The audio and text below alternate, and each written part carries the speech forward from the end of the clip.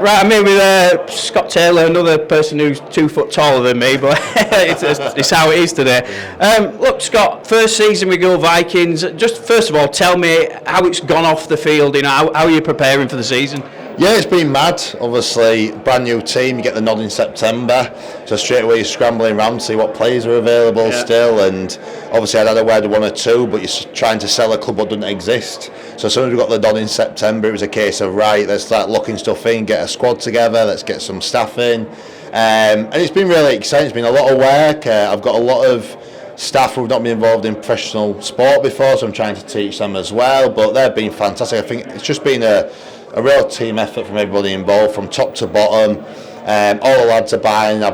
We've managed to get a real good group together in such a short period of time. We've been in training since the start of December, and then we played our first game as a club last week against Fev, which will probably be the hardest game we'll play all year. And then we're really excited, and we're going to go to London this weekend, first ever competitive game as a team on the telly. So yeah, it's exciting times. So talk to me a little bit about your squad, because it's a bit of a, I mean, you've got some like ex-Super League players in there, internationals in there, but you've also got some local lads in there. You know, how important is that for you? It's really important. Look, we looked a lot into the squad depth. We had a big list of players. I wanted a real balance of, I need some experienced League One players in there who've got 50-100 games in League One. I need some internationals in there, like your Brett Ferris and Jamie Shaw, because with us being quite short staff side of things, with me and just one assistant coach, I need players who know how I want to play the game and they can teach the game as well, so it's not just all on us. So Brett's obviously been doing that with the forwards, and you've got Shawley and Thomas Minns doing that with the backs. But then also I wanted them young lads with chips on the shoulders, the young lads who I've seen play academy level at Ural FCs, Hull KRs, Leeds Rhinos, getting obviously dropped out their systems and thinking, do you know what?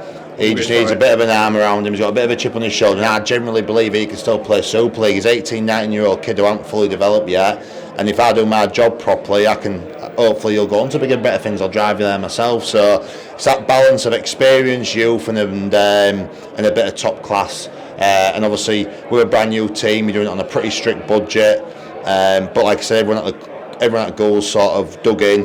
The chairman and director, James Clark and Mark Richardson, have been outstanding help for me as my first job as an head coach in professional rugby league. They're giving that faith to me, and they're supporting me as best they can. So looking at the community, although it's not your perspective, I mean, you're in charge of the players. How is what sort of feeling are you getting amongst the community in Goole? Are they buying into it? Really positive. I think once we got announced, we had a bit of a launch and walking around, it's a bit like, who are these? And we hadn't heard of it. And I think as the last few months have gone on, and we're doing more stuff in the community, and we're going into businesses and the sponsors, and even when we did the Challenge Cup draw there a few weeks ago, we took the Challenge Cup round, and people were stopping, looking at it, and even if they didn't sort of know it, the parents remember their parents going to a cup final, and the rugby league sort of buzz is building, and there hasn't been a time I've gone to Goole ever and not seen a rugby league shirt walking round, whether it be a Leeds Rhino shirt or a Castleford Tiger shirt. Rugby league is there, and our aim is to keep building that. So over the next few years, every time we do see a rugby league shirt, it's a Goole Vikings shirt. Now they've got their own team to buy into, and as a community, they're just getting better and better week in, week out, and more people are reaching out looking to help and be a part of it. Goals for this season then? The goal is to be competitive. We're under no illusions that it's tough when you're a brand new team. It's good for me. There's no massive expectations. There's no history behind of what we did last year. This year it's our first year. Look, it's pretty well known. Normally the newest team will come to league are normally near the bottom. Hopefully that isn't the case for us. But if it is, so be it. Look, I just want to keep building the infrastructures all year. Keep being competitive.